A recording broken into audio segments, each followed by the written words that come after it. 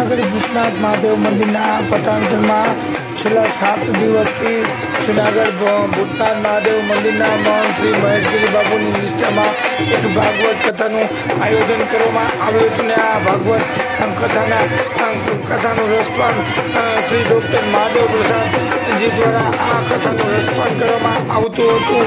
ત્યારે આ કથાના આજે અંતિમ દિવસે એક મહેશગીરી બાપુની નિષ્ઠા હેઠળ એક ધર્મસભાનું આયોજન કરવામાં આવ્યું હતું. આયોજનમાં ગિરનારમાં ચાલતા અંબાજીના વિવાદ બાબતે આજરોજ મહેશગીરી બાપુએ વધુમાં પોતાની પ્રતિક્રિયા આપતા પ્રજા સમક્ષ જણાવ્યું હતું કે અને આ બાબતે આજે ધર્મસભામાં ગિરનારના છેલ્લા ઘણા સમયથી ચાલી રહેલા વિવાદ સફાઈ અભિયાન ચાલુ કર્યું બાપુની લડાઈ ચાલી છે. અમે સૌ સંતો કાનમાં અને ધનજી અમે એની સાથે છીએ, સાથે રહીશું. કારણ કે આપ સૌ જોયું હશે રાજકારણના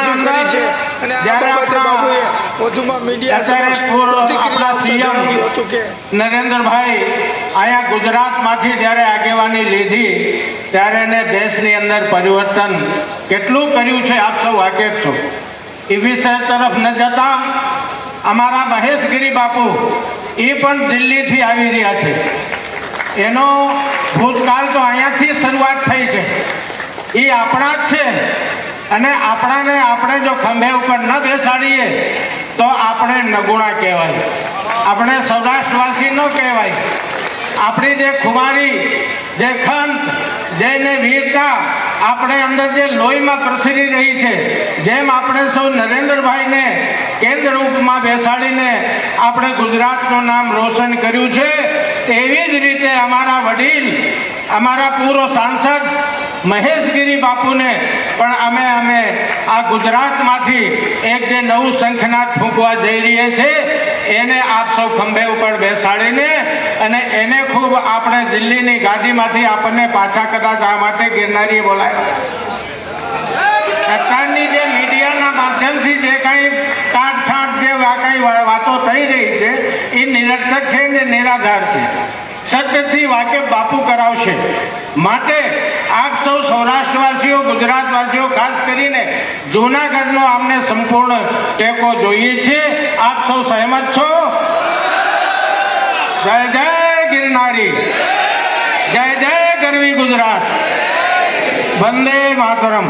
કે સાધુ છે એ તો રાજા નથી પણ મહારાજા છે. મહારાજા કેવો હોવો જોઈએ? ગિરનારની જે સ્થાન આખી દુનિયા અમર છે. આ દુનિયાની કોઈ તાકાત નથી કે ગિરનારને કોઈ લાલચ લગાડી શકે, કારણ કે તો સ્વયં ભગવાન દત્તની ભૂમિ છે. ગિરનાર એ સ્વયં ભગવાન દત્તની ભૂમિ છે, સ્વયં દત્તની રક્ષિત છે. હમણાં કથામાં આવ્યું છે અહીંયા તો વામન ભગવાન આવે અને આ ક્ષેત્રની રક્ષા કરવા માટે ક્ષેત્ર પાડો તો ભગવાન વામન મૂકીને ગયા છે. દુનિયાની કોઈ તાકાત નથી કે ગિરનારને કઈ કહી શકે. પણ તમારા ઘરના ફર્નિચરમાં ધૂળ લાગી જાય તો ફર્નિચર ન ફેંકવાનું હોય, ધૂળ સાફ કરવાની. ધૂળ દોડો સાફ કરવી જોઈએ. ફર્નિચર બગડ્યું નથી, ધૂળ આવવાના છે. નહીં કે માત્ર મહેશગીરી એકલા. કારણ કે ગિરનારની શાન બચાવવી એ તમામ સંતોની જવાબદારી છે. જાગરિકની ફરજ છે કે સાધુની સાથે ઊભા રહીને જે સાધુ અહીં બીજા સ્ટેજ ઉપર છે, નીચે છે, બધા સાધુનો આપણા સનાતનની વાત છે. ત્યારે આ જે પરિવર્તન છે ચોક્કસ લાવવા માટે આ ધૂળને ખખેરીએ. આ સ્વચ્છતા અભિયાનમાં આપણે પણ જોડાઈએ અને આ સ્વચ્છતા અભિયાન બહુ જરૂરી છે. જો આ સ્વચ્છતા બેક્ટેરિયા આવશે ને બેક્ટેરિયા અંદર ઘૂસી જાય, ખબર નહીં પડે ને આ બેક્ટેરિયા ઘૂસા હોવી જોઈએ. વિશેષનો વાર કરતા હું વિનંતી કરી જગદંબેશ બાપુ સૂર્ય મંદિરથી બતાવ્યા છે.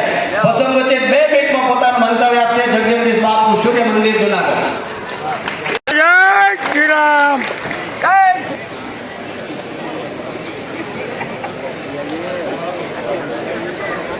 જૂનાગઢનો નાથ, નમો પાર્વતી પદે હર હર મહાદેવ. વ્યાસપીઠ ઉપર બાપુજીના ચરણો વંદન.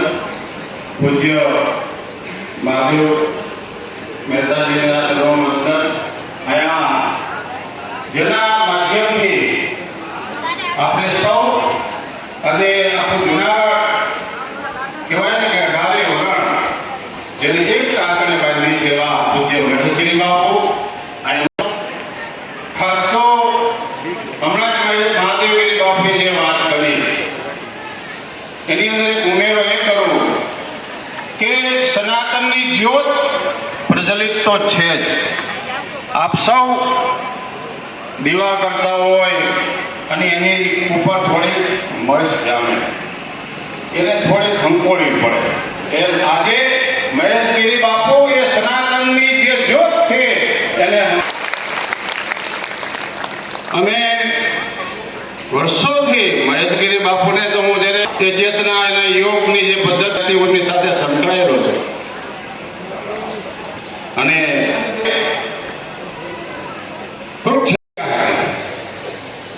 પણ મૂળ તો આ ચેતના આઈની જ છે.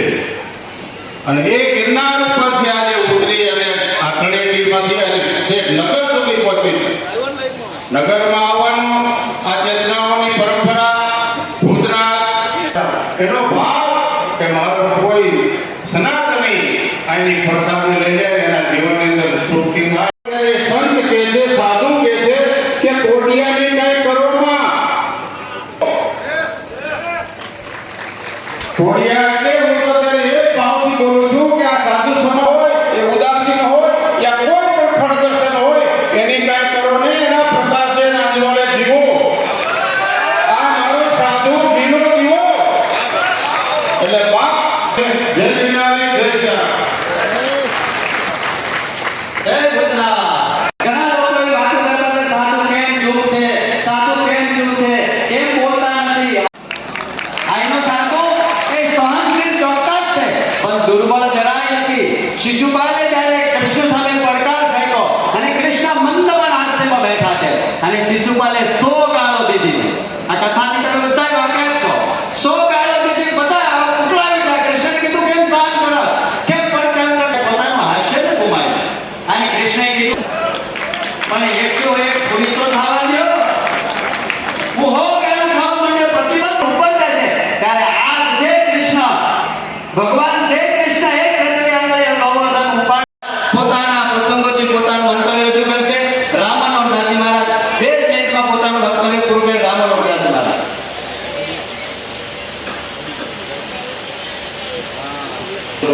નામે દાતે પદ વંદન કરું નાસુત વિઘ્ન અને મંચ ઉપસ્થિત સર્વે સંતો મહંતોના સર્વમાં દંડવત.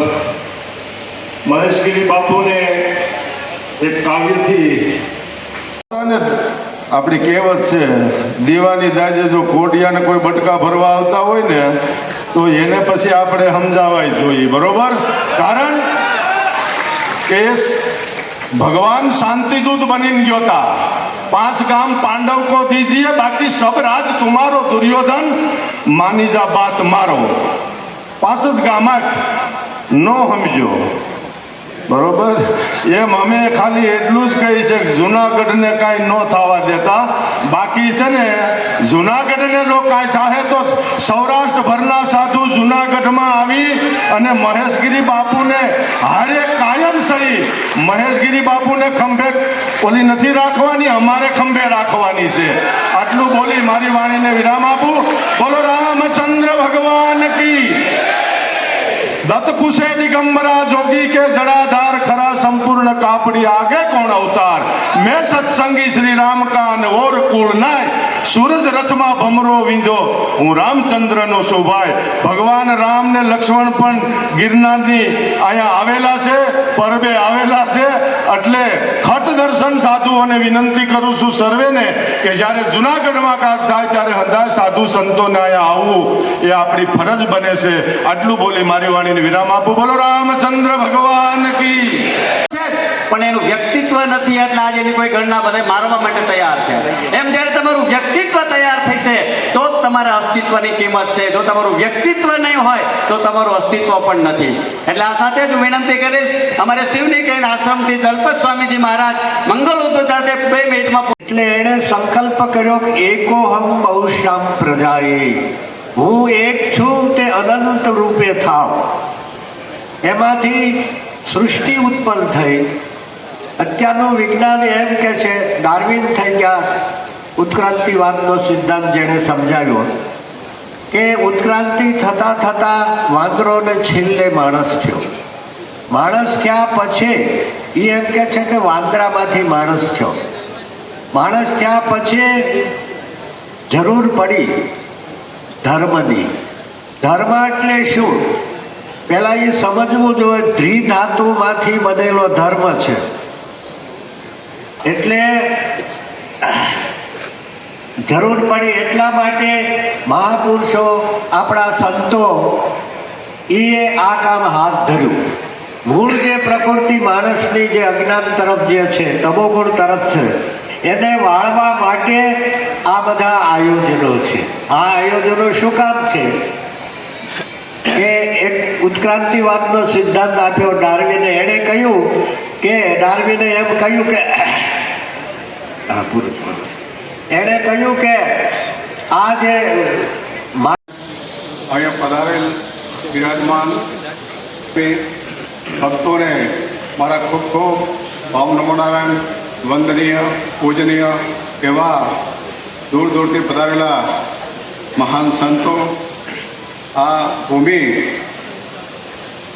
ગઢ ગિરનાર જૂનાગઢનું નાથનું નાથ એવા ભૂતનાથ મહાદેવની સાનિધ્યમાં હું પોતે અમરગીરી બાપુ ભવનાથ મંદિરનો સભ્ય છું, સંત છું.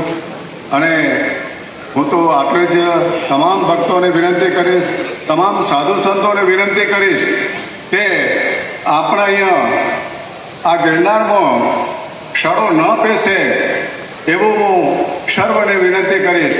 અને આપણે ક્ષળો દૂર કરવા માટે તમારે પૂજ્ય શ્રી મહાન શ્રી મહેશગીરી બાપુને તમામે તમામ ભક્તોને વિનંતી કરીશ, તમામે તમામ પધારેલા સાધુ સંતોને વિનંતી કરીશ કે અમારો તો એમનો સાથ અને સહકાર તો છે જ, પણ તમારો બધાનો જૂનાગઢ ધર્મપ્રેમી જનતાનો અહીંયા પધારેલ દૂર દૂરથી મહાત્માઓને પણ વિનંતી કરીશ કે તમે બધા સંતો મહંતો બાપુ મહેશગીરી બાપુને સાથ ને સહકાર આપશો એવી હું સર્વને વિનંતી કરું. જય ગિરનારી, જય ગિરનારી, જય ગિરનારી. તો તમારે બોલવાની જય રેવતેશ્વર મહાદેવ દેવ.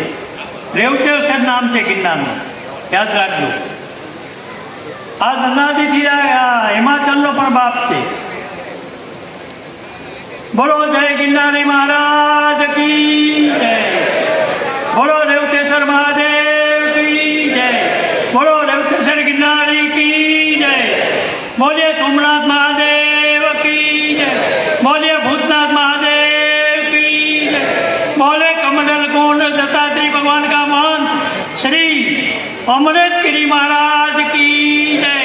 भूतनाथ महादेव महादेव का ब्रह्मगिरी महाराज की जय। आज का जो मंच ऊपर बैठे विराजमान संत भगवान की जय। खर दर्शन भाग भगवान की जय। आज का जो भागवत भगवान की जय। भागवत वक्ता श्री महादेव प्रसाद की जय। महान श्री हमारे पुराने संत के जो महेशगिरी महाराज की जय। आज एक मिनट બે વખત હું અહીંયા આવી ગયો છું, શરીર કામ નથી કરતું, પણ આ ગિરનારની ભૂમિ પર 12 વર્ષ તપ કર્યું છે ગિરનાર ઉપર. હું બહુ જૂનો મહાત્મા છું.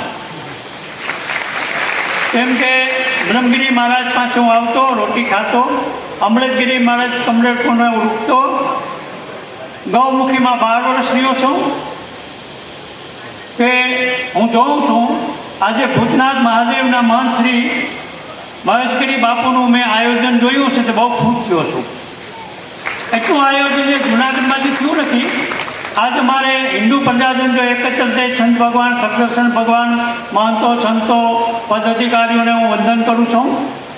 બીજું કે મેં જોઉં છું 15 દિવસે એનો વિવાદ છે, મને ખ્યાલ છે, અને મેં આપ્યું છે ટીવી વાળું, કોઈથી બીતો નહીં, તો એકલો પડું ગાડી બેઠા બધે નહીં ખ્યાલ છે. ભજનનાથ બાપુ બોલતા છું અને મોટે કે પાછળથી નિંદા કોઈ નહીં કરું, બીજા કરતા ભલે કરતા પાછળથી હું કોઈથી ફાટી નહીં પડતો, જૂનો મહાત્મા છું. અને જરૂર પડે તો આ બેની દીકરીઓનો તમને જૂનાગઢની જનતાને અને બેની દીકરીઓને એમ કહું છું, જરૂર પડે તો તમે જોગમાં એવું થાજો, જરૂર પડે તો શાસ્ત્ર ઉપાડે તો ઉપવાસ કરો. આ ગિરનારને બચાવવા માટે વાત કરી ગયો છું. આ જુનાગઢ ગિરનારને બચાવવો છે આપણે. પૂછો હાથ કરો તમે દીકરીઓ કે બાપુ આ મારે તમને અંતરથી આશીર્વાદ આપી ગયો છું. અને મારા જ્યારે જરૂર પડે તે મેં ત્યાં ગિરનાર ભૂમિને તમામ સંતોને મેં વચન આપેલું છે. અમારે જુનાગઢની ભૂમિ ઉપર એક વ્યક્તિ આવેલા છે, એમાં ફૂલને ખેડવું પડે આપણે એને કપડાઓ બેનું દીકરીઓને ભાઈઓને કોઈ સાફ કરી નાખ્યો જુનાગઢમાં. આ તમને કહી દઉં છું. અને જ્યારે તમે મને બોલાવો એટલે બાપુ ભવનાથ તળેટીમાં આવશે ને આવશે ને આવશે ને આવશે. આ મારું વચન છે મારા પીડીને. ક્યાંય પણ જરૂર પડે ને બાપુ એની સાથે જાઉં. મારી રજૂઆત ચાલુ છે, એને ખ્યાલ છે. તમામ મીડિયાવાળાએ મારી નોંધ પણ લીધી છે કે રાતના 12 વાગે બોલાવે ને એટલે મારે પીડી બાપુને સાથે જાઉં. પણ જુનાગઢની પ્રજા એક વખત સનાતન ધર્મની જે બોલો બોલો સનાતન ધર્મ કી બોલો.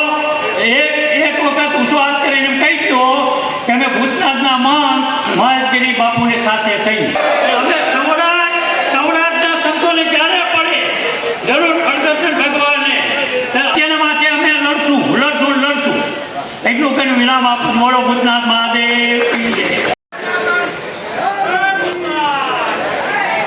ओंकार बिंदु संयुक्तम नित्यं ध्यायन्ति योगिनो कामदं मोक्षदं चैव ओंकाराय नमो नमः. हरि ओम. जूनागढ़ नाथ बोलो भागवत भगवान की, कृष्ण कन्हैया लाल की, गिरनारी महाराज की, सभी संतों की.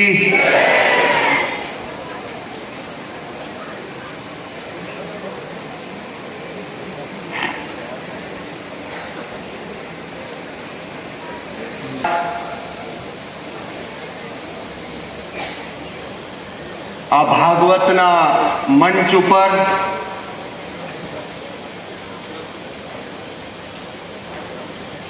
હું ઊભો છું તે માટે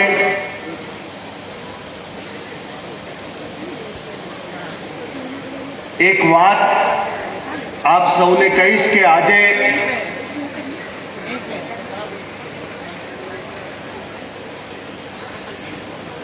આજે વાત હું કરવાનો છું એ આખા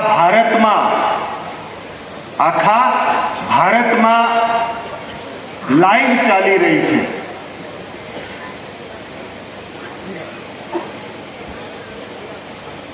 આખા ભારતમાં એ લાઈવ ચાલી રહી છે. તો ગુજરાતીમાં જો હું વાત કરીશ તો ભારતના જે ટીવી ઉપર લાઈવ જોઈ રહ્યા છે,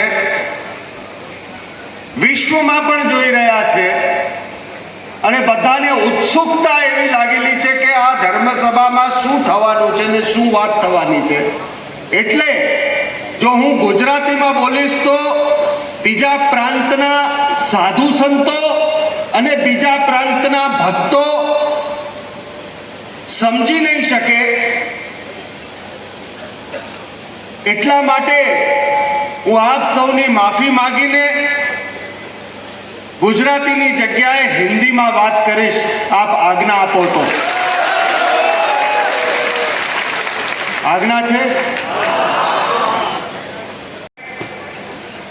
महंत महेशगिरी गुरु दत्तात्रेय संस्थान गिरनार, भूतनाथ महादेव जूनागढ़, राणेश्वर महादेव रानपुर, उस दत्तात्रेय भगवान की जो परंपरा है उस गद्दी पर आज विराजमान होते हुए संतों की कृपा से और भागवत भगवान के मंच से बोल रहा हूं. मैं सबसे पहले यहाँ पधारे हुए सभी मेरे संतों को चरणों में वंदन करता हूँ। एक एक का नाम लूंगा तो बहुत वक्त लगेगा, पर मेरे हृदय के इस भाव को स्वीकार करें, मेरे प्रणाम को स्वीकार करें। और जैसे तुलसीदास जी ने कहा है कि संत न हो जगत में जली जात ब्रह्मांड, इस पूरे ब्रह्मांड को आग लग जाती अगर संत इस पृथ्वी पर नहीं होता। एक पत्र ने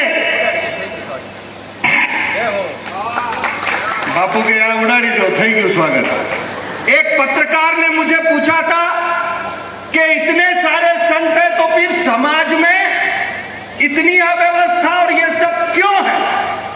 मैंने कहा केवल 1 मिनट के लिए तू सोच के देख ले कि इतने संत होने के बावजूद भी अगर इतनी अव्यवस्था है तो अगर संत ना होते तो ये पृथ्वी कभी की खाक हो चुकी होती। तुम्हारे सोचने की जगह अलग है और हमारे सोचने की जगह अलग है। इसीलिए तुलसीदास जी ने कहा कि संत ना हो तो जगत में तो जली जात ब्रह्मांड। संत प्रयत्न करते रहता है, यत्न करते रहता है,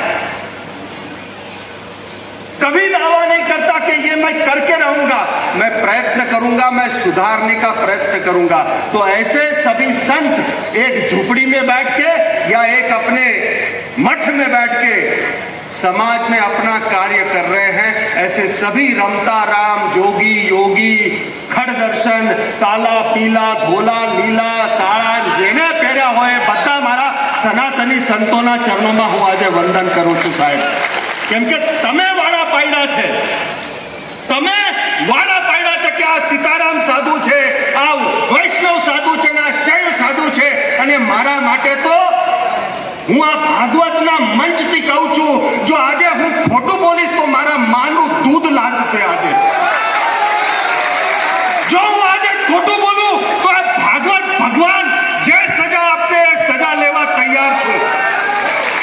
આજે જે કંઈ કહીશ, જેમ કોર્ટમાં કે ભગવત, હું આ ભાગવત ભગવાનની શપથ લઈને કહું છું કે आज इस भागवत भगवान के ऊपर हाथ रख के कहता हूं, जो कहूंगा सत्य कहूंगा, सत्य के सिवा कुछ नहीं कहूंगा।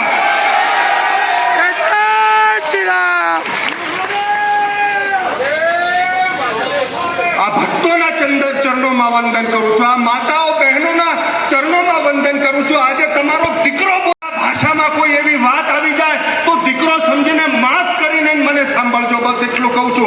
એ કરુણાની ને મમતાની ને मातृत्वनी दृष्टि राखीने आज मेरी माता बहने मुझे अपना बेटा समझकर सुने, उस मातृत्व के भाव से सुने। अगर मेरे भाषा में कोई दोष भी आ गया तो माफ करना, क्योंकि भावावेश में व्यक्ति को शायद कभी भाषा का ज्ञान नहीं रहता, भाव ज्यादा प्रधान हो जाते हैं। मेरे सभी भाईगण, मित्रगण, यहाँ पर जूनागढ़ के लोग और टीवी पर सुनने वाले सभी साधु संत, इस देश के सभी लोग, मैं आप सबसे भी कहना चाहता हूं कि केवल एक मेरी जगह पर आज जो मैं कहता हूं उस जगह पर अपने आप को रख के देखना, उस भाव से सुनना और फिर निर्णय करना। कभी कभी आधी अधूरी बातें सुन कर हम जिस तरह से निर्णय कर लेते हैं और उससे जितना सत्यानाश होता है उसका जिम्मेदार कौन, उसका जिम्मेदार कौन, बहुत जरूरी है ये समझना। तो मैं सबसे पहले सबके चरणों में वंदन करता हूं, सुनने वाले, टीवी के माध्यम से सुनने वाले और भारत भर के सभी अखाड़ों के, सभी संप्रदायों के सनातनी संतों के चरणों में वंदन करता हूं। केम के मने आ सीताराम साधुनो विष्णु नारायण पण जोईए, स्वामी नारायण पण जोईए अने नमो नारायण पण जोईए। मारा सनातनना टुकड़ा थाय ए हूँ सहन नहीं करूं, मने बधा भेगा जोईए छे। कदाच अमारामां कई एकाबीजाना वांदा हशे, अमे भांडेडा भेगा थशुं, एकाबीजा जोडे बांधी लेशुं, पण अमे भेगा रहीने अमने बीजुं युद्ध लड़वानुं छे साहेब। आ विधर्मीओथी गिरनारने बचाववो छे साहेब, विधर्मियों से इस गिरनार को बचाना है। हम सबको एकत्रित होकर ही चलना पड़ेगा। सनातन के टुकड़े मैं नहीं सहन कर सकता। तो आज उस भाव से मैं बात कर रहा हूं सबसे पहले संतों का वंदन करके आशीर्वाद लेकर, आपका आशीर्वाद लेकर के, और पत्रकारों को बहुत बहुत मैं अपने हृदय से स्वागत करता हूं। आज का ये बात जो कुछ भी मैं कहने जा रहा हूं, मैं दो हाथ जोड़ करके विनती करता हूं इस देश के प्रधानमंत्री नरेंद्र मोदी जी से, इस देश के गृह मंत्री अमित शाह जी से और इस राज्य के मुख्यमंत्री भूपेंद्र भाई पटेल से।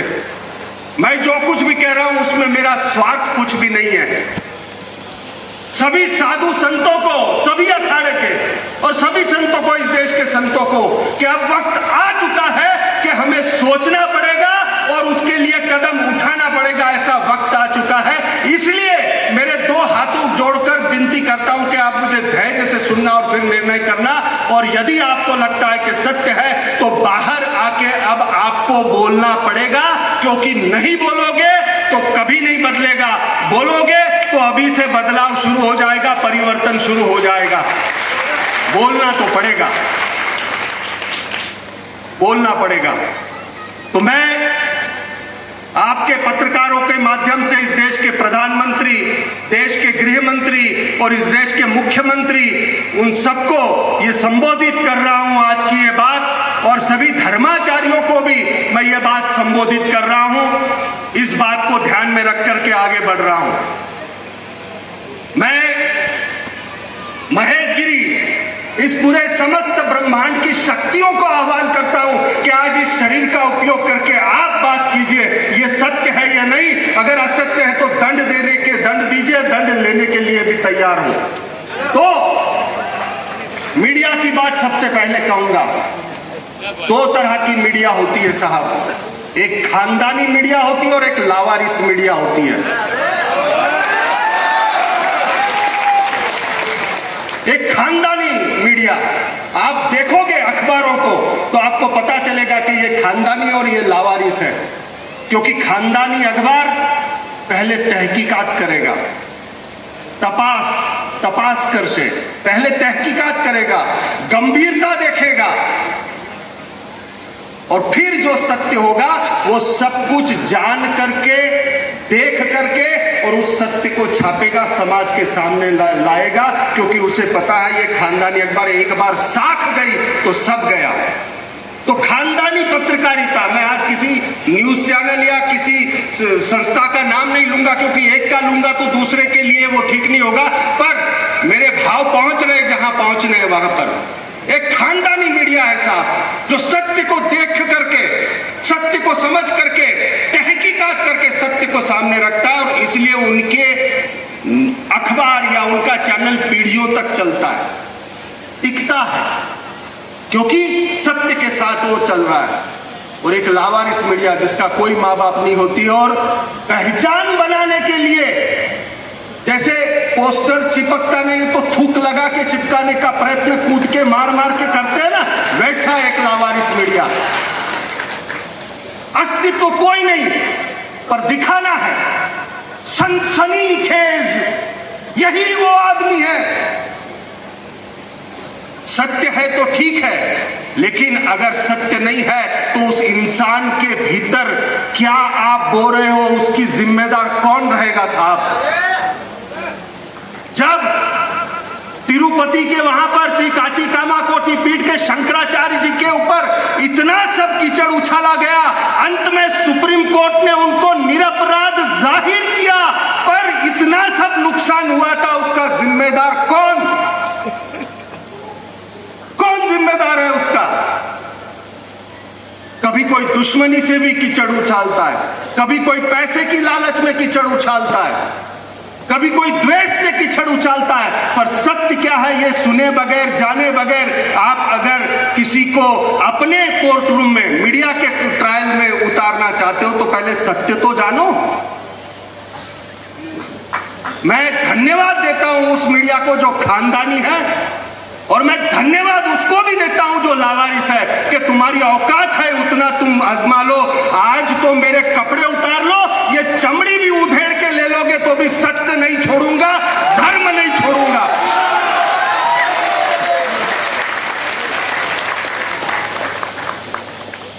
બાપુની આખી સિરીઝ છાપીશું. અરે તું છાપી લે, તારામાં દમ હોય એટલો. આજે તો કપડા ઉતરી જાય, ચામડી ઉધેડી નાખીશ તો પણ ચાલશે, પણ સત્યને ધર્મને નહીં છોડીશ. भूल थवी अने गुनो करवो आमा फर्क है साहब. भूल होना और गुनाह करना इसमें फर्क है. अगर हेतु शुद्ध हो तो भूल हो जाती है, पर हेतु में अशुद्धता हो, हेतु पूर्वक किया गया हो तो गुनाह है. गुनाह के लिए सजा है और भूल के लिए माफी होती है. और तुम्हारी औकात क्या है कि तुम मुझे माफी दो और तुम मेरे लिए गुनाह तय करो. हिम्मत है उतना छाप. आज आखू ब्रह्मांड उतरी गયું છે મારા અંદર અને કહી રહ્યું છે કે આજ બોલ તું જે છાપવું હશે છાપ. ભલે બજારમાં વેચાઈ જઈશ, પણ હું ધર્મને ને સત્યને નહીં છોડું અને નહીં છોડું. જય હો બાપુ. आक्षेपों करो. आज तो छेल्ली भी को, आज तो आखिरी डर है ना, वो भी निकल गया साहब. आखिरी डर कि अगर ये बात बाहर आ जाएगी तो क्या होगा, वो भी निकल गया साहब. है क्या तुम्हारे पास? आज आके हॉटलाइन का कटका देखो, देखो जी ये हॉटलाइन है, ये खबर है, वो है ये. अरे छह शू सत्य डोबा, पहला झांकीने तो जो. मैं अपने जीवन से वो बात करना चाह रहा हूं आज. लगभग सब, मैं ये नहीं कहूंगा सभी साधु, लेकिन लगभग साधुओं की पीड़ा व्यक्त करने जा रहा हूं जो आज तक कभी नहीं हुई अपने जीवन से. क्योंकि मैं किसी के जीवन को उधार लेकर के अपनी बात नहीं रखना चाहता. मैं अपने जीवन से कहना चाहता हूं, और सांत्वना के लिए नहीं, सिंपथी के लिए नहीं, पर जो सत्य है वो मुझे सामने रखना है. इसलिए जो सत्य है वो मुझे सामने रखना है. इसलिए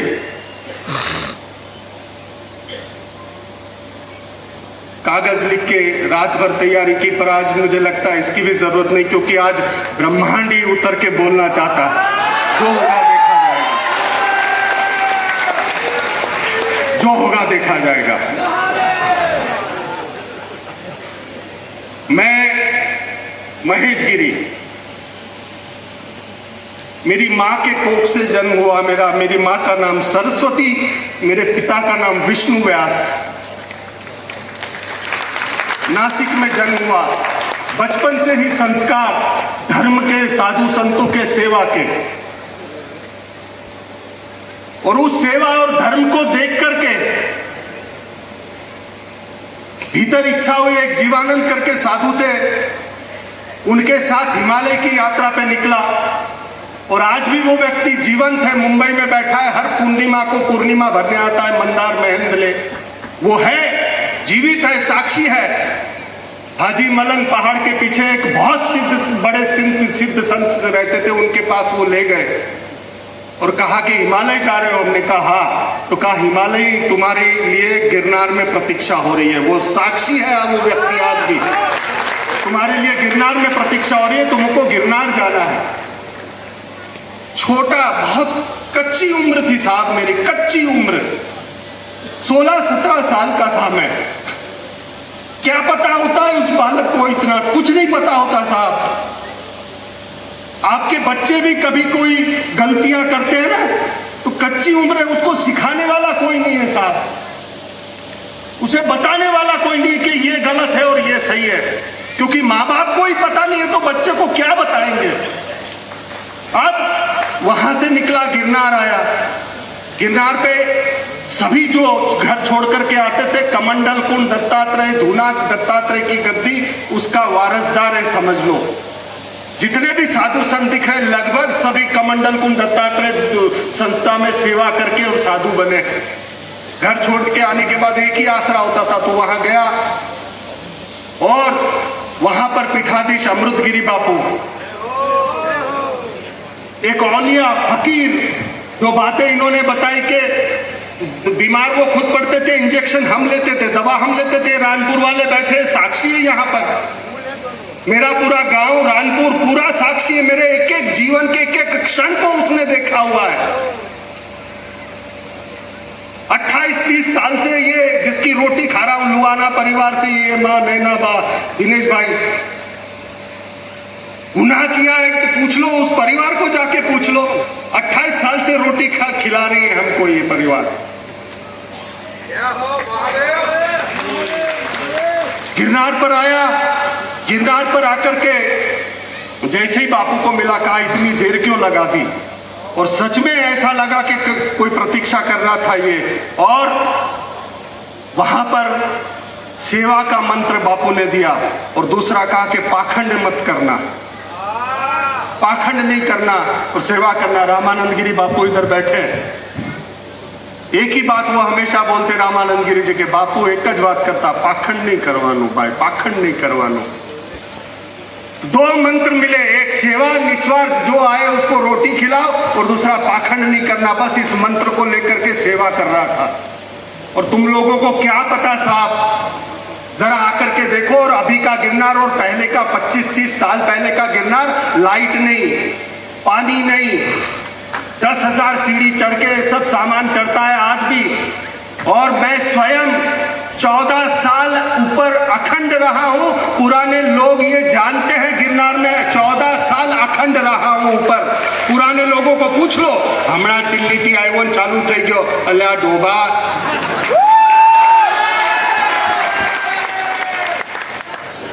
આ કૃષ્ણકાંત ભાઈ બેઠા છે, પૂછો એને, આ જુનાગढ़ भूतनाथ मंदिर ना कृष्णकांत भाई, 75-80 वर्ष का उम्र हुआ है इनका, इनको पूछो कि मैं था नहीं था, भूतनाथ में रहा नहीं रहा, भूतनाथ और कमंडल कुंड दत्तात्रेय का क्या संबंध है। वो जगत भाई यहाँ बैठे ट्रस्टी, उनको पूछ लो, पता नहीं, और ऐसे ही चले हैं, बातें कर रहे हैं। तो वहां पर 14 साल रहा, रोज 40 किलो आटे की रोटी बना करके अनछत्र चलाता था। 3.5-4 किलोमीटर नीचे जंगल में जाके पानी के डिब्बे भर भर के इस कंधों पे ला करके उस अनछत्र को चलाते थे। रोज के 500-1000 किलो लकड़ी लेकर लेने जाते थे जंगल में, और ला करके उस अनछत्र को चलाते थे कि क्यों मेरे गिरनार में कोई भूखा नहीं जाना चाहिए साहब। हड्डी पसली कला दी है वहां पर, खून हमारा, खून और पानी एक करके उस अनछत्र को चलाया है। गिरनार का स्तनपान करके बड़ा हुआ हूं, कैसे गिरनार में कुछ गलत होने दूंगा। आग लग जाती है गिरनार में कुछ अगर गलत होता है तो। आप नहीं समझ पाओगे, क्योंकि मैंने सच में वो स्तनपान किया है। जो रहते गिरनार में वो साधु वहां स्तनपान करते, उस पत्थरों से निकलते हुए पानी को पीते, तो स्तनपान ही तो है, और क्या है। वो 14 साल वहीं पर दीक्षा हुई, वहीं पर महंत बना। और यहाँ पर परंपरा होती थी कि गिरनार मंडल के साधु एकत्रित होते थे, खड़दर्शन एकत्रित होते थे, और वो मिलकर के चद्दर ओढ़ाते थे साक्षी के लिए। यही परंपरा थी कि नहीं थी। तब इलाहाबाद से कोई नहीं आता था साहब, तब काशी से कोई नहीं आता था, क्योंकि अखाड़े के ब्रांचेस है, अखाड़े के ब्रांचेस पूरे भारत में है। तो हर वक्त तुम इलाहाबाद और काशी से आओगे तो अखाड़े के साधु जो यहाँ है वो क्या झक मराएंगे? क्या वो अखाड़े के साधु नहीं है? तुम वहां से यहां तक आ रहे हो, इसका मतलब ये है कि दाल में कुछ काला है। यहां भी तो अखाड़े के साधु है। तो वहां पर 14 साल तक रहा साहब।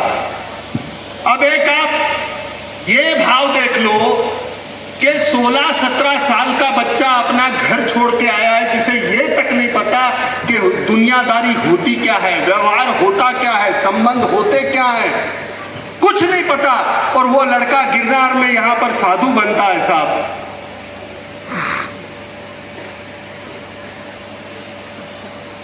दीक्षा हुई, मुझे साधु महात्मा धैर्य से सुनना, बीच में कोई निर्णय मत करना, धैर्य से सुनना, क्योंकि आज मैं सब सत्य बताऊंगा। धैर्य से सुनना, बस प्रार्थना है मेरी दीक्षा हो रही है साहब। कुछ पता नहीं, केवल इतना पता है माँ बाप ने सिखाया गुरु की सेवा कर, गुरु के चरणों में स्वर्ग है, गुरु के चरणों में चारों धाम है। यही सीख लेकर के मैं आया था। अमृतगिरी बापू ने वही दीक्षा मुझे दी, वही दीक्षा लेकर के, और उनका स्वर्गवास हो गया और पंच गुरु बने। चोटी गुरु तनसुखगिरी बापू बने, बाकी बचूगिरी बापू, टाटमगिरी बापू और ऐसे सब बने। अब कहा गया कि गुरु के चरणों में चारों धाम होते हैं। गुरु को कुछ नहीं पता। अमृतगिरी बापू की बात नहीं कर रहा हूं मैं, उन्होंने जो दिया मैं आज कण कण उसका लिए ऋणी है। मेरे गुरु अमृतगिरी बापू के लिए कण कण ऋणी है। और उसके बाद की घटना है, आपको पता भी नहीं होगा क्या चल रहा है इस पूरे समाज के अंदर, जिसकी वजह से अच्छे और सच्चे साधु संतों के ऊपर धूल उड़ रही है। मेरे वो अच्छे और सच्चे साधु संत है, उनको पीड़ा पहुंच रही है भर्ती मेला की वजह से। गुरु की सेवा पंचगुरु में थे मेरे। गुरु की सेवा में बच्चा था साहब, पैर दबाओ, ये दबाओ, वो दबाओ। यौन शोषण किसको कहते हैं कभी पूछ के देखो। आत्मग्लानि में चला गया मैं, ट्रॉमा में चला गया मैं, और मुझे कहा कि ये प्रसाद है, ये गुरु की वाणी है। क्या पता छोटे बच्चे को होता क्या है ये। इतना डिप्रेशन, इतना अंदर आग जल रही है। हो क्या रहा है? माँ बाप ने कुछ सिखाया, अमृतगिरी बापू ने जो सिखाया, हो क्या रहा है यहाँ पर? किसको बताने जाए? समाज सुनने को तैयार नहीं। मीडिया वाले कैमरा लेके बैठे, देखते हैं कहां पर इसका कुछ हो रहा है, तुरंत कैमरा लेके बैठे होते हैं। उस बच्चे को क्या पता साहब क्या हो रहा है? ये प्रेमगिरी ने एक बच्चे का यौन शोषण किया। वो बच्चा मीडिया में आकर के चिल्ला के बोल रहा है, केस तक दर्ज होने नहीं दिया। क्या ऐसे पापी का सत्यानाश नहीं होना चाहिए? वो बच्चा गुम हो गया है आज, और उसको अंबाजी की गद्दी की चद्दर उड़ा रहे हो। शर्म करो हरिगिरी, पाप के भागीदार। कहां जाता, क्या करता? इधर उधर बात करके कोई सुनने को राजी नहीं, और ऐसे ही आगे आगे चलता गया। मैं ये कहता हूं कि भूल हुई होगी, मेरे से भूल हुई होगी। मैं बार बार भागवत के मंच के कह रहा हूं, भूल हुई होगी, पर गुनाह और पाप नहीं किया है। ये मैं अपनी सभानता से कहता हूं कि मैंने कोई आज तक गुनाह नहीं किया और कोई पाप नहीं किया।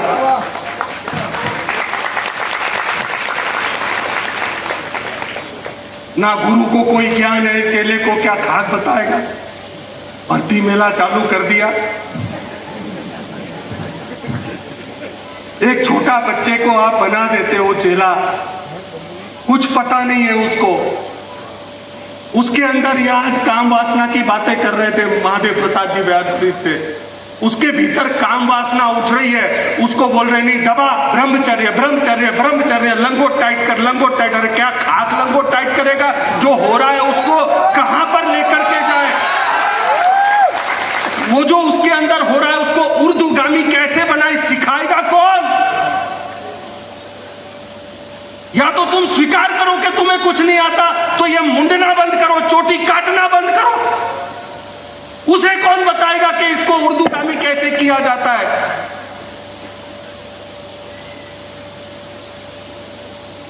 कैसे चलेगा ये? मेरे साधु संत आज गिरनार के अंदर या पूरे भारत भर में एक पूरा ये धंधा चालू हो चुका है भर्ती मेले का, और जो सच्चा साधु है उसकी वजह से पीड़ित हो रहा है। एक सच्चा साधु उसकी वजह से पीड़ित हो रहा है। हो सकता है किसी के पास तप हो सकता है गुरु ने आशीर्वाद दिया और वो बेचारा निकल जाए, पर बाकी तो यात्रा में है, पहुंचे नहीं है। यात्रा में व्यक्ति गिरता भी है, उठता भी है, गिरता भी है, उठता है, पर तुम तुरंत कैमरा लेके बैठ गए। पाप कौन सा है? किसी को धोखा दे करके अगर कुछ हुआ तो पाप है, अगर किसी को फुसला कर किया तो कुछ पाप है, पर अगर कोई व्यक्ति गिरा है तो उसे खड़े होने का मौका तो दो। तुम तो वहीं पर मारने के लिए तैयार हो गए, वहीं पर मारने के लिए तैयार हो गए। थोड़ा तो विचार करो। उसे कौन बताएगा कि ये गलत है या ये सही है? कौन समझाएगा उसे? और वो यात्रा में छोटा बच्चा, उसको आपने साधु बना दिया। उसके अंदर जो हो रहा है, अरे आप भी तो अपने घर में अपने बच्चे को बोलते हैं क्रोध मत कर, क्रोध मत कर, पर उसको सिखाएगा कौन कि जो क्रोध आ रहा है उसको कैसे डाइवर्ट करे? ये सिखाएगा कौन? जो हो रहा है वो कहां डालेगा? और आप खुद ये बोलते हो, कितनी बार बोला है क्रोध मत कर, अब वो तुम क्रोध में बोल रहे हो और उसको कहते हैं क्रोध में मत कर। ये हाल है आज हमारे समाज के, ये हाल है। तो जो उस बच्चे के साथ हो रहा है, किसी भी संप्रदाय धर्म में बार बार टीवी पर आता है, देखो ये देखो ये देखो ये हो रहा है। अरे वो बच्चे को तुमने साधु बनाया, वो बड़ा हो रहा है, उसके अंदर शरीर के नैसर्गिक गुण जो उत्पन्न हो रहे हैं उसको डाइवर्ट करने की शिक्षा दीक्षा देगा कौन, उसकी ट्रेनिंग करेगा कौन? केवल आप एक बांध बना करके, जैसे डैम में बांध बनाया, पानी आ रहा है पर बांध छोड़ना नहीं तो एक दिन तो वो टूटेगा साहब, एक दिन वो टूटेगा। क्या करेगा? और फिर क्या होता है आप आगे सुनो। उसकी भूल को गुनाह समझा जाता है, उसकी भूल को गुनाह समझा जाता है और उसको मीडिया में, समाज में, ट्रायल में खड़ा कर दिया जाता है। तो दो ही ऑप्शन बचते हैं उसके पास। क्या? एक, या तो वो अपने आप की आत्महत्या कर ले, या तो आत्महत्या कर ले, या फिर वो जो भूल हुई है बार बार उसको गुनाहगार बोल के वो गुनाहगार बन जाता है। फिर उसको डर नहीं लगता कुछ करने में, उसको करने में कुछ डर नहीं लगता जो कुछ कर रहा है। क्या करेगा वो? क्या करेगा वो? और ऐसी हालत डिप्रेशन में, टेंशन में। और आप अभी बोल रहे 5000 युवतीओं शिबिर अल्या जरा साचू तो लख, ये दिव्य युवा शिबिर હતી, युवा शिबिर। तारा मगजમાં युवती भरी છે, એમાં મારો કઈ વાત છે? અને જૂના લોકોને પૂછી લ્યો, पुराने लोगों को पूछ के देखो क्या था और क्या तुमने किया। बच्चा था मैं, आ गए कि इतना पैसा दो तो नहीं छापेंगे, ये छापेंगे वो छापेंगे, नया नया था तो बहुत अंदर डर। और क्या अगर ये सच है नहीं है तो भी अगर पता चला तो इस डर के मारे उस डर पर। आज मैं यहाँ पर खड़ा हूँ, डर नहीं है तो मुझे ये कहने में भी शर्म नहीं है कि मैंने कहा तुझे जो इच्छा होगी छाप लेना। मुझे फोन आया था कि अगर आपने ऐसा नहीं किया तो हम छाप देंगे। मैं तेरी जो औकात है तू कर ले, जे छापो से छाप।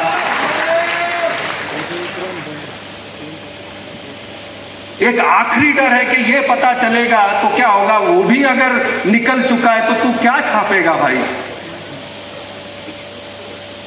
तो इतना डिप्रेशन में, इतना टेंशन में, समझ नहीं आ रहा था क्या करूं, आत्मग्लानि में। और समझ नहीं आ रहा था करूं क्या, क्योंकि जो बीत रहा था मेरे ऊपर। ट्रॉमा क्या होता है? कभी किसी ऐसे पीड़ित व्यक्ति को पूछो ट्रॉमा होता क्या है, जिसके साथ बचपन में ऐसा कुछ हुआ हो।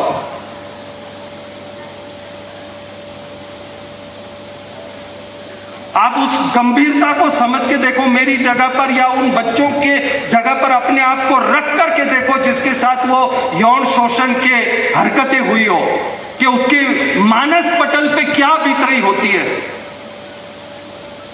दो ही ऑप्शन होता है, या तो आत्महत्या कर ले या उस गुनाह को आगे, वो उसके पास कोई ऑप्शन नहीं होता। और ऐसे वक्त में मैं बार बार उनके चरणों में वंदन करता हूं। ऐसे वक्त में जब सबसे ज्यादा तनाव का वक्त था, समझ नहीं आ रहा था कि क्या हो रहा है, क्या यही सेवा है, क्या यही जीवन है, ये क्या हो रहा है। अमृतगिरी बापू के संस्कार ये कहते हैं, दत्तात्रेय परंपरा ये कहती है, पर जो हो रहा है वो कुछ और हो रहा है और समझ में नहीं आ रहा था। Depression, tension. और ऐसे वक्त में अगर किसी ने मेरा हाथ थामा था तो वो है पूज्य श्री श्री रविशंकर जी। प्रथम भेंट, और उन्होंने कहा कि हमें पता है क्या हुआ है आपके साथ, मेरे बताए बगैर। और उन्होंने प्रेम से गले लगाया और कहा कि ये तो सामान्य बातें हैं संसार में, तुम्हें किसने कहा कि ये गुनाह है, ये है वो। प्रेम से लगाया, साधना, सेवा, सत्संग और ये सब जीवन में डाल कर उस आत्मग्लानि से बाहर निकाला। मैं आज भी उनका ऋणी हूं, चाहे उनके लिए जो भी व्यक्ति कोई भी सोचता, कुछ भी सोचता हो, पर श्री श्री रविशंकर जी थे जिन्होंने मेरा हाथ थामा था उस वक्त। मैं पीठ पर था, तब पीठ पर था, छोड़ा नहीं था। आज मैं सब जवाब दूंगा कि ये हुआ था और भाग गए, वो हुआ था भाग गए, मैं सब सच बताऊंगा। और फिर एक पुनः नव ऊर्जा का जीवन उनके पास से लेकर के पीठ पर रह करके सेवा करने लगा। और जो शिविर थी वो 2003 में हुई थी। और फिर यहाँ गिरनार में महादेवगिरी बापू और गिरनार में रहने वाले सब संत जानते हैं कि यहाँ पर फॉरेस्ट डिपार्टमेंट का और गिरनार के संतों के बीच बहुत संघर्ष होता है। हमें आज तक नहीं समझ में आया, इतना सा मंदिर किसी और संप्रदाय का वो इतना बड़ा बन गया, पर एक साधु की झोपड़ी का एक पत्थर नहीं हिल सकता और वो मंदिर इतने बड़े हो गए। तो कहीं तो कुछ व्यवस्था में गड़बड़ है नीचे के स्तर पर। तो उसके लिए संघर्ष कर रहे थे। और पानी का टैंक बनाने के लिए, अनछत्र का बिल्डिंग बनाने के लिए थोड़ा सा प्रयत्न किया हमने, तो हमारे सेवकों को मारा गया, डंडों से मारा गया साहब। तो अंदर इतनी पीड़ा हुई, मैं डीएफओ साहब को मिला, मैंने कहा साहब ये तो बेचारे सेवा करने आए हैं, इनको डंडे मार रहे हैं, मुझे मार लो। उन्होंने कहा देखो महेश गिरी जी, यहां से कुछ तय नहीं होता, जो कुछ तय होता है वो दिल्ली से तय होता है। तो स्वामी उसको लेकर के मैं गया, आता बैठे, स्वामी को जानते आता, उसको लेकर के दिल्ली गया। और 2005 की बात है, कागज लेकर के गया कि आप थोड़ा सा जमीन हमको दे दो। मेरे कागजों को देख करके उन्होंने ऐसे डाल दिया, ऐसे क्या खैरात में जमीन मिलती है, और वहां पर टूट गया। गिरनार आया, दत्तात्रेय भगवान के चरणों में बहुत रोया कि ये कैसे चलेगा अगर धर्म का ही रक्षण ना हो, धर्म का संरक्षण ना हो, और देश के अंदर इतनी तकलीफ हो, तो इस व्यवस्था के अंदर भी बदलाव आना चाहिए। और तय किया कि महाराज आपके आदेश से अब दिल्ली जाकर के इस व्यवस्था को बदलने का प्रयत्न करूंगा। और वहां संकल्प किया 2007 में सभी समाज के सामने स्वामी को चद्दर ओढ़ा करके, और फिर उसके बाद गया और वहां पर मैंने ये कहा कि राजनीति के छींटे इस वस्त्र पर नहीं उड़ने चाहिए, क्योंकि उसमें साम दाम दंड भेद सब होता है। तो अखाड़े से बकायदा बात की थी महाराज, अखाड़े से बात किया था, साधु संतों से बात किया था। और वहां पर अब ये मीडिया वाले देखो इसको पैंट शर्ट में, देखो कुर्ता, अल्या कहीं चांदनी चौक તમે જે છે કે અહીંયા કાળવા ચોક છે, આજો અમે કાળવા ચોક શોધી લીધો, આજો કાળવા ચોક શોધી લીધો। અલ્યા ડોબા કાળવા ચોક પહેલેથી જ ત્યાં હતો, તું નવો છે, तू नवो छे। पैंट शर्ट में देखा, पजामे में देखा, गूगल में डाल दो सब मिलेगा, कोई नया नहीं है। अखाड़े और साधु संतों के साथ बात करके गया, और राजनीति के छींटे नहीं उड़ने चाहिए इस वस्त्र के ऊपर जिस दीक्षा में मिले, और उनके साथ बातचीत करके गया था। और वहां पर उस व्यवस्था में रहा था, क्योंकि एक ही लक्ष्य था, गिरनार को विधर्मियों से बचाना है। और इस देश की व्यवस्था में धर्म की पृष्ठभूमि पर यह व्यवस्था हो जो धर्म का संरक्षण करे, उस हर देशवासी का जो धर्म के साथ जुड़ा है उसका संरक्षण करे। एक ही भाव, और कोई स्वार्थ नहीं था। और यह संकल्प किया, उनकी चादर विधि करा के और गया। तो मेरा तो कोई राजनीतिक पीछे परिवार नहीं था, एक संकल्प था, महाराज का आदेश मिला, और वहां मैंने चुनाव लड़ा, संसद में चुनाव लड़के सांसद बना। वहां पर कई पदों पर रहा मैं, पार्टी में और उसमें, और सब कुछ ठीक चल रहा था। तो पहले आपने कहा कि ये छोड़ के भाग गया था, उसका जवाब दिया कि 2003 में जो बनाव आपने छाप रहे हो, मैं तो 2007 में चादर विधि करके गया था महाराज, 3 साल तक यही था। तब तुम कहां थे मेरे बबलू?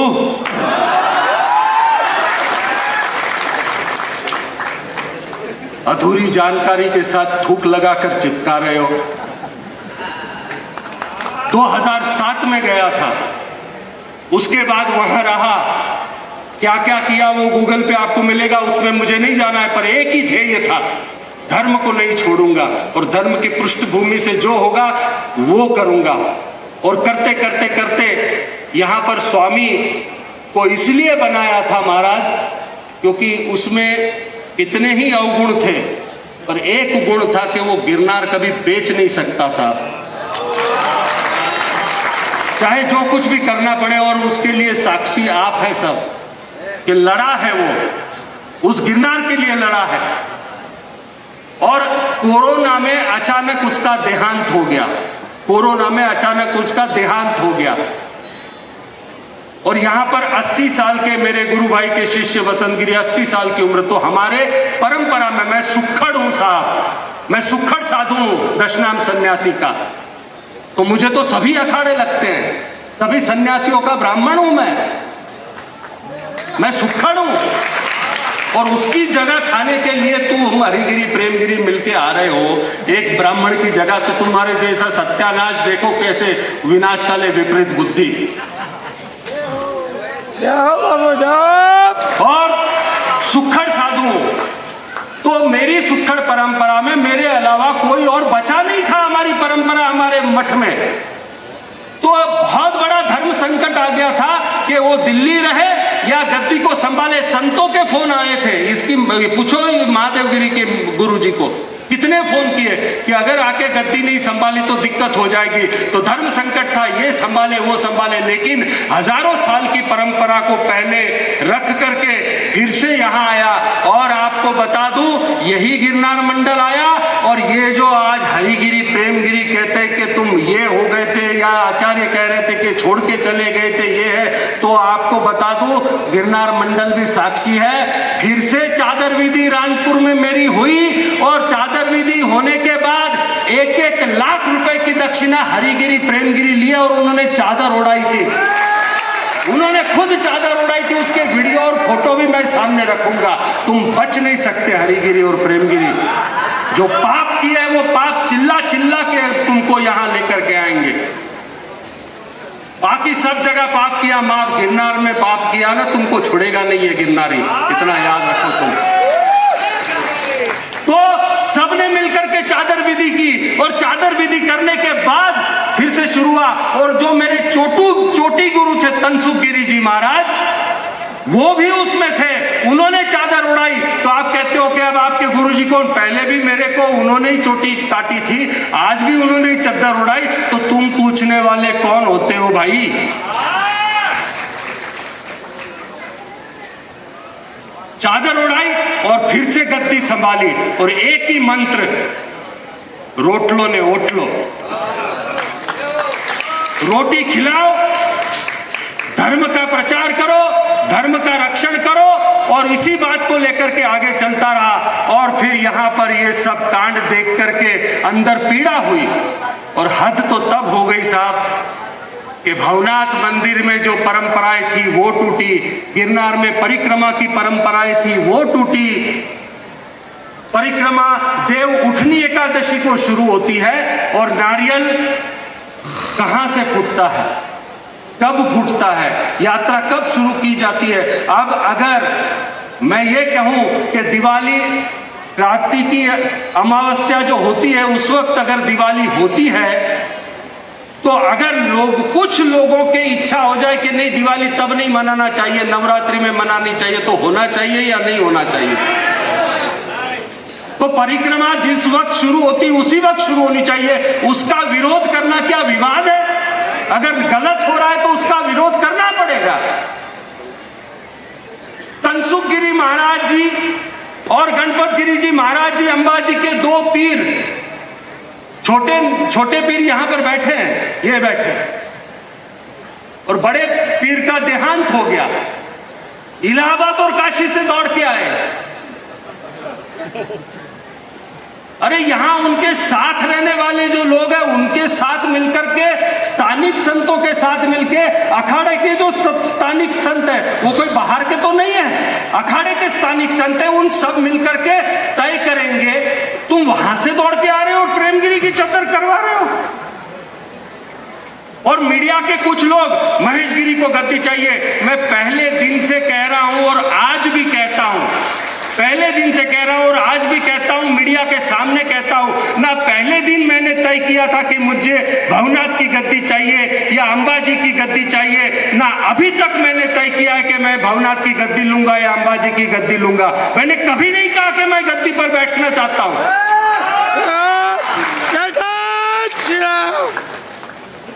पर गिरनार में गलत होने नहीं दूंगा, गिरनार में गलत नहीं होने दूंगा। मैंने केवल एक ही बात कही थी कि जो गुरु शिष्य परंपरा है, ये देश संविधान से चलता है, ट्रस्ट में जो संविधान है कि गुरु शिष्य परंपरा के अंतर्गत दशनाम सन्यासी वहां पर उस गद्दी पर बैठेगा, तो उस गुरु शिष्य परंपरा के अंतर्गत जो परंपरा है उसका सम्मान होना चाहिए। ये बात कहने के लिए मैंने लड़ाई शुरू की, क्योंकि ऐसे कई आश्रम हड़पने के लिए उन्होंने तैयारी की थी और वो आश्रम हड़पते गए, इसलिए बोलना पड़ता है। अगर नहीं बोला तो ये सब कुछ लूट जाएगा, इतना याद रखो।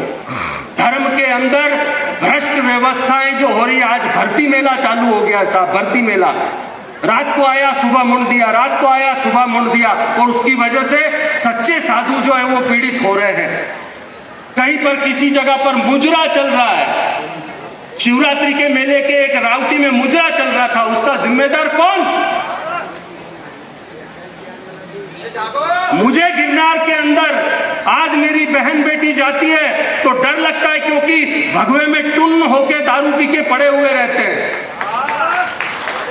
आज मेरी बहन बेटी गिरनार के अंदर जाती है, ए माई इधर आ, ए माई इधर आ। अरे मेरा 10, 15, 20 साल पहले साधु देखते आप तो पता चलता, वो धुनी पे भस्म रगड़ के बैठा है, पूरा ब्रह्मांड नीचे उतर जाए तो भी धुनी नहीं छोड़ता था। और आज ये आज भर्ती मेला के अंदर बाहर निकल के ए माई इधर आ, ऐसा साधु नहीं चाहिए हमको, नहीं चाहिए ऐसा साधु। दारू पी के टुन्न होके पड़ा हुआ है, और उसकी वजह से ये दलपत गिरी जी, महादेव गिरी जी, चकाचक और ऐसे सब हमारे ये सीताराम साधु भगवती दास बैठे हैं। पूरा जीवन उन्होंने खून पानी एक करके वहां पर अनछत्र चला करके जीवन निकाल दिया। ऐसे साधु की कद्र नहीं होती। इन धूर्तों को, इन ऐसे लुटेरों को देख करके इन सच्चे साधुओं की कद्र नहीं होती, क्योंकि गिरनार में जाके दर्शन नहीं प्रदर्शन दिखता है। करोगे क्या? ये बदलना होगा, और मुझे पता है ये आसान नहीं है, परिवर्तन कभी आसान नहीं होता, जहर भी पीना पड़ेगा, छींटे भी उड़ेंगे, लेकिन आज मैं तैयार हूं, जो होगा होगा, पर बदल के रहूंगा, बदल के रहूंगा, चाहे जो कुछ भी हो जाए। और मैं भारत के सभी साधु संत मुझे फोन कर रहे हैं कि हमारे यहाँ पर हरिगिरी ने ये हड़प लिया, हमारे यहाँ पर ये हड़प लिया, इन्होंने ऐसा किया, इन्होंने गुरु ये चेली का बलात्कार किया, उसने वो किया। मैं कहता हूँ, मैं अकेला आवाज यहाँ से उठा रहा हूँ, कम से कम अब तो बाहर आके आप भी तो बोलना शुरू करो। इन दुष्टों को गोली नहीं, अब डंडे मारो। एक हरिगिरी गैंग अखाड़े पे जो कब्जा कर चुकी है, अखाड़ा उसका नहीं है। हरिगिरी का मतलब अखाड़ा नहीं होता, हरिगिरी अखाड़े में है, अखाड़ा हरिगिरी नहीं है। केवल एक गैंग ने कब्जा कर रखा है उस अखाड़े के ऊपर। अखाड़ा हमारे लिए पहले भी भगवान था और आज भी भगवान है, पर केवल एक दो लोगों के लिए अखाड़े की साख आज दांव पे लग गई है, और वो तथाकथित गैंग आज बाहर निकल के चिल्ला चिल्ला के बातें करती है। क्या जूनागढ़ में साधु नहीं है? इलाहाबाद से और काशी से दौड़कर आकर के कब्जा जमाने का काम कर रहे हो तुम। जिसने अपने गुरु का संडास बाथरूम साफ किया 10-15 साल तक, क्या उसका वो नहीं बैठेगा? जिंदगी अपनी दांव पर लगा दी, घर छोड़कर आ गया। तो मैंने पहले भी कहा कि मुझे नहीं चाहिए, मैं भवनाथ की गद्दी पे नहीं बैठना चाहता, मैं अंबाजी की गद्दी पे नहीं बैठना चाहता, और मैंने कभी दावा नहीं किया। पर मैं सिर्फ इतना कह रहा हूं, जिसका हक है उसको दिलाकर रहूंगा, रहूंगा, रहूंगा। जय श्री राम। और मैंने उनको कहा था, महाराज मैंने ये कहा है कि 5 गांव छोड़ने बोले थे, नहीं छोड़े, पूरा साम्राज्य बर्बाद कर दिया। मैं भवनाथ और गिरनार छोड़ने के लिए बोल रहा हूं, इतना छोड़ दे, नहीं तो तेरा पूरा भारत में साम्राज्य बर्बाद कर दूंगा मैं, इतना याद रखो। ये यहां नहीं रुकने वाला, ये यहां नहीं रुकने वाला।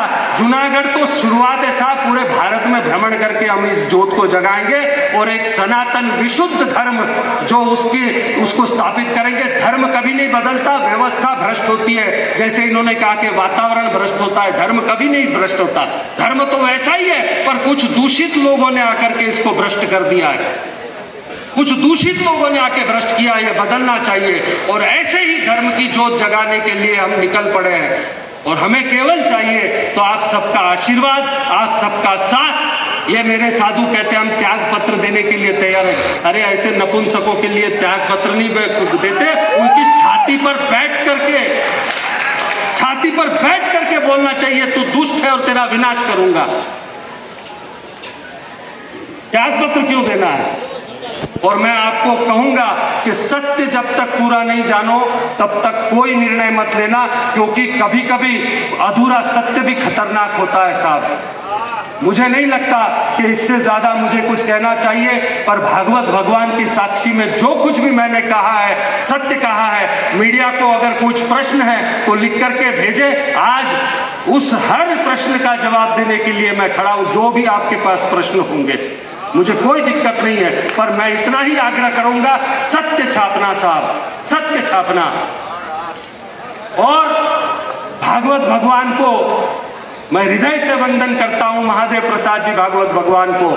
इस पूरे भागवत कथा में जितने भी स्वयंसेवक, माताएं, बहनें, साधु संत, पहली कथा है जिसमें सब यजमान और सब मेहमान और सब सेवक, और ये यहाँ पर कथा संपन्न हुई है। मैं हर उस व्यक्ति का जो इसमें सहकार दिया, सलाह दिया और कहा कि हम बैठे, चिंता मत करना, और वो वहीं बैठे रहे थे, उनका भी धन्यवाद, सबका धन्यवाद करता हूं हृदय से। और इतना ही कहना चाहूंगा कि गिरनार अब जाग चुका है और गिरनार ही जाग चुका है। और आप जो धमकियां दे रहे रविंद्रपुरी जी और नारायणगिरी जी, आप कह रहे कि उधर आके अखाड़ा घुस जाएगा, एक बार आओ तो जूनागढ़ का पानी पता चलेगा। महाराज गलत बात मत करना, प्रेम से कहोगे तो सिर पे बैठाएंगे, धमकी दोगे तो फिर देख लेना। महाराज ये तो जूनागढ़ की कहावत है कि पत्थर वाले लोग हैं, हृदय का पुष्प है पर लोग पत्थर वाले हैं। जय गिरनारी, ओम नमो नारायण।